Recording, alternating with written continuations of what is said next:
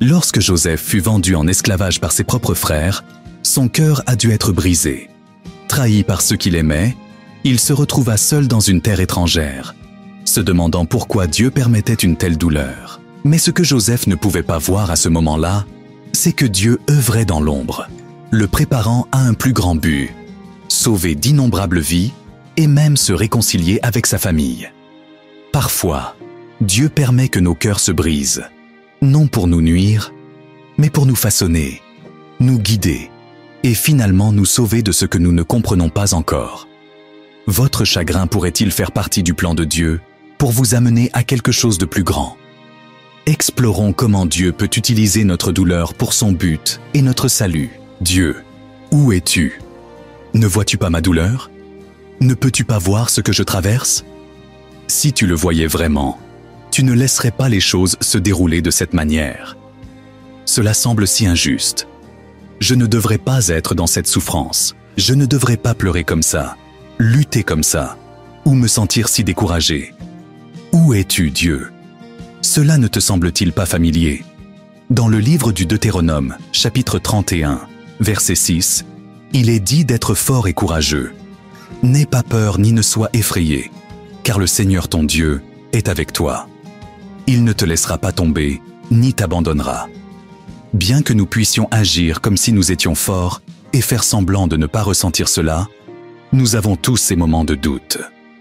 Il y a des moments dans nos vies où il semble que Dieu soit introuvable. C'est comme s'il était totalement absent. Vous vous rappelez peut-être comment Job a dit que lorsqu'il regardait vers le nord, il ne pouvait pas le trouver, et quand il regardait à l'est et à l'ouest, il n'était toujours pas là. Ce sentiment que Dieu est absent peut nous amener à croire que nos vies s'enchèchent et nos ennemis cachés de lui. Il semble qu'il ne voit pas nos luttes ou ne comprend pas nos émotions, et cela peut nous rendre frustrés. N'avons-nous pas tous parfois ce sentiment? Nous crions à Dieu, lui demandant s'il est possible d'éviter nos fardeaux. Nous pourrions vouloir dire « Père, je ne peux vraiment plus supporter cela. J'ai l'impression que je ne suis pas fait pour ça. S'il te plaît, Dieu, rends cela plus facile pour moi. Je te cherche, mais je ne peux pas te trouver. Mon Père, pourquoi m'as-tu abandonné ?» Ce sont les mots prononcés par notre Seigneur et Sauveur Jésus. Peux-tu croire que le Fils unique de Dieu, à un moment donné, s'est senti complètement seul? En lisant davantage dans les Écritures, nous le voyons dans le jardin de Gethsémani, où il a exprimé à Dieu qu'il avait du mal à gérer tout cela. Il avait l'impression que Dieu était loin de lui. Sais-tu ce qu'il a dit? Il a dit « Que ta volonté soit faite et non la mienne ». Il y a des moments dans la vie où l'on a l'impression que Dieu permet à quelqu'un de mettre un frein à votre esprit. Vous pourriez vous retrouver dans une panique, vous sentant vraiment déçu. Au lieu de chanter des chansons joyeuses, vous vous sentez abattu, alors que la tristesse prend le dessus et que les célébrations semblent lointaines. Je peux très bien m'identifier à ce sentiment. Dans les moments difficiles, il est important de se concentrer sur la véritable nature de Dieu, peu importe ce que vous ressentez ou la situation dans laquelle vous vous trouvez. Le livre des Éphésiens, chapitre 6, verset 10, nous dit d'être forts dans le Seigneur et de compter sur sa puissance. Soyez forts pour servir, pour endurer les épreuves, pour lutter et pour gagner de la force spirituelle. Avoir de la force et du courage est crucial pour affronter les défis de la vie, car nous n'avons pas suffisamment de force par nous-mêmes. Ayez confiance en la puissance de Dieu pendant les épreuves. Nous devons aller de l'avant et nous devons nous pousser à dépendre de la puissance complète de Dieu et de la force de son esprit. Lorsque la vie vous met à l'épreuve et que vous vous sentez éloigné de Dieu, il est important de revenir à ce que vous savez, la force de Dieu et son esprit. Cela signifie que vous vous appuyez sur la compréhension de qui il est. Alors, qui est Dieu? Il est éternel, ce qui signifie qu'il est illimité. Il n'est pas lié par le temps ou l'espace. C'est pourquoi nous nous référons à lui comme l'alpha et l'oméga. Il sait tout, du commencement à la fin. Il est le créateur, et être créateur signifie qu'il a la capacité de créer. C'est pourquoi nous l'appelons le Dieu Tout-Puissant, celui qui peut tout faire. Rappelez-vous cette question. Y a-t-il quelque chose de trop difficile pour lui? Qu'est-ce qui vous fait croire qu'il ne peut pas changer votre situation? Vous voyez, Dieu est le Créateur, et sa puissance est plus grande que tout. Lorsque la crise frappe, votre compréhension de Dieu vous aidera à avancer. Si vous avez une faible opinion de Dieu pendant les temps difficiles, la crise prendra le contrôle de vous. Une forte vision de Dieu signifiera que la crise ne vous définit pas. Alors, ne comptez pas uniquement sur ses créations. Puisez votre force dans le Créateur. David a trouvé de la force dans le Seigneur, parce qu'il s'est rendu compte qu'il ne pouvait pas compter sur lui-même. Les Écritures disent que la puissance de Dieu s'accomplit dans nos faiblesses. Il veut que nous reconnaissions que nous ne sommes pas parfaits et qu'il est acceptable de ne pas être surhumain. Dans ces moments où vous vous sentez faible ou éloigné de lui, souvenez-vous qu'il est en réalité plus proche que quiconque ou quoi que ce soit que vous connaissez. Il n'est pas limité par le temps ou l'espace et est toujours présent. Le chapitre 41 d'Ésaïe, les versets 10 à 13, nous dit de ne pas avoir peur car Dieu est avec nous. Il nous demande de ne pas nous sentir troublés car il est notre Dieu. Il nous donne de la force, nous aide et nous soutient de sa main puissante. Dieu, qui tient notre main droite, nous rassure en disant de ne pas nous inquiéter car il nous assistait. Ce passage nous rappelle que pendant les moments difficiles, nous devrions compter sur Dieu pour notre force plutôt que d'être anxieux, car des défis surgiront sûrement.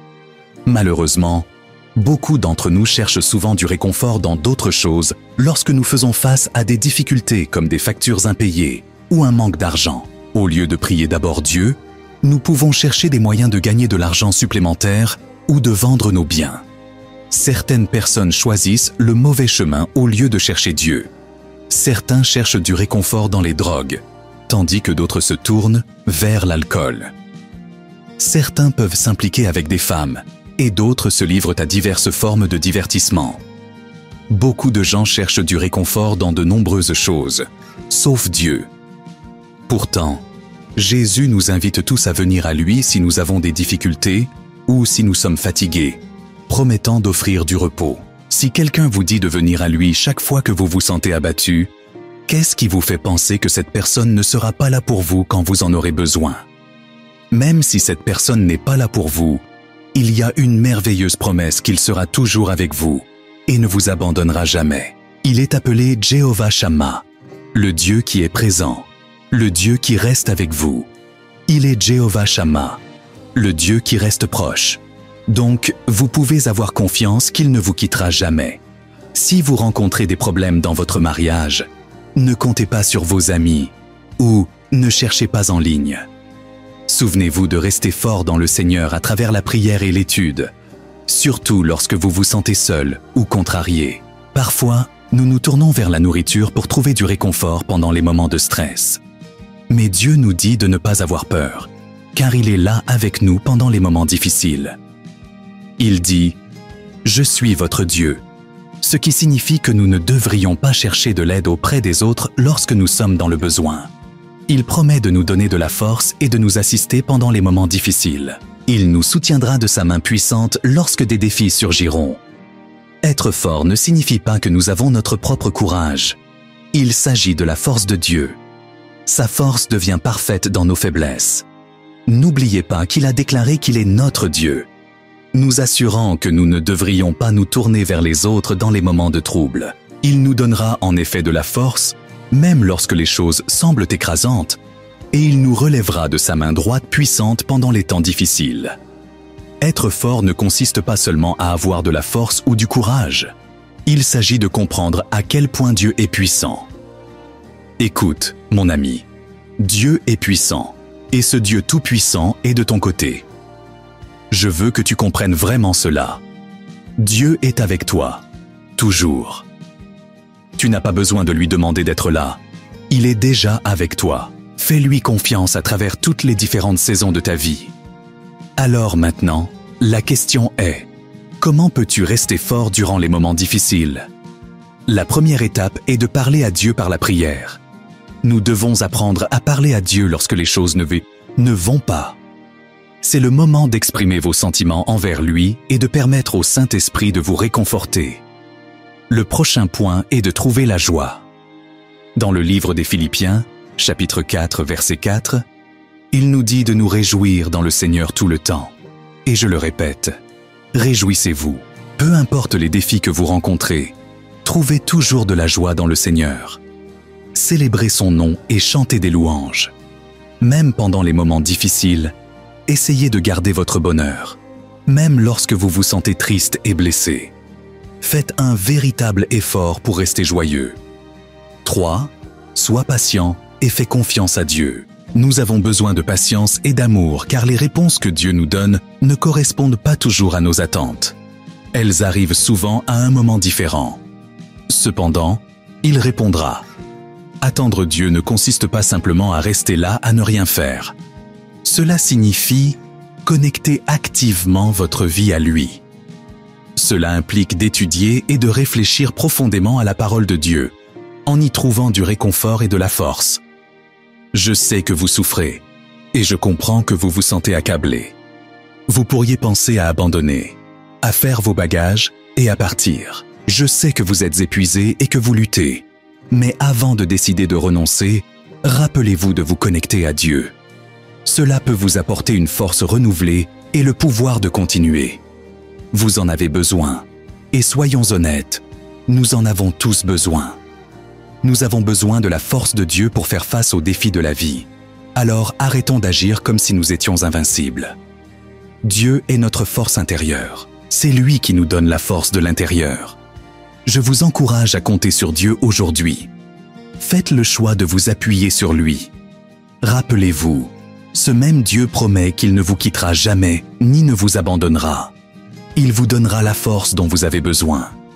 Même si vous ne ressentez pas sa présence, il est toujours là pour vous. Pour chaque instant où vous vous sentez triste ou abattu, et que vous pensez que Dieu n'est pas là, souvenez-vous que ce même Dieu a ressuscité Jésus d'entre les morts par son Saint-Esprit. Il connaît le moment et la saison parfaits pour chaque chose. Alors soyons clairs, Dieu ne vous a pas abandonné, il est toujours avec vous. Gardez cela en tête. Que Dieu vous bénisse.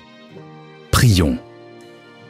Père Céleste, merci pour le privilège de la prière et d'être notre refuge sûr, même lorsque la vie semble lourde. Merci de pouvoir venir à toi en tant que tes enfants chéris, apportant nos cœurs brisés et trouvant du réconfort en ta présence. Seigneur, nous te louons pour ta sainteté, ta puissance et ta compassion infinie. Même lorsque la vie n'a pas de sens, nous avons confiance que tu es toujours bon et toujours fidèle. Père, parfois la douleur de la vie semble insupportable et nous avons du mal à comprendre pourquoi. Mais aujourd'hui, nous choisissons de te faire confiance, même dans les épreuves. Nous t'abandonnons nos plans, nos espoirs et nos douleurs, croyant que tu nous sauves d'une manière que nous ne pouvons pas encore voir. Aide-nous à nous tourner vers toi lorsque nos cœurs souffrent et à nous rappeler que ton dessein est plus grand que notre douleur. À présent, demandez à Dieu tout ce dont vous avez besoin et ayez une foi inébranlable qu'il vous sera donné. Partagez vos demandes dans les commentaires ci-dessous avec une confiance totale en sa sagesse et sa bonté.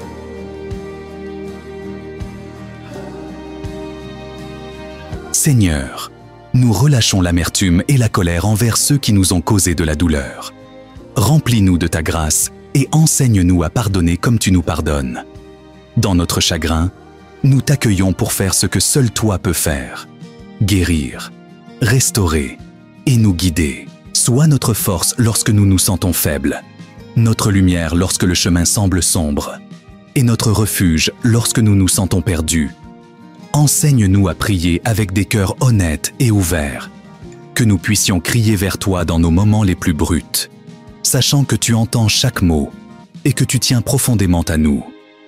Donne-nous la sagesse, Seigneur, de voir les leçons que tu nous enseignes à travers la douleur. Aide-nous à faire confiance au fait que chaque morceau brisé fait partie de ton beau plan pour sauver et racheter.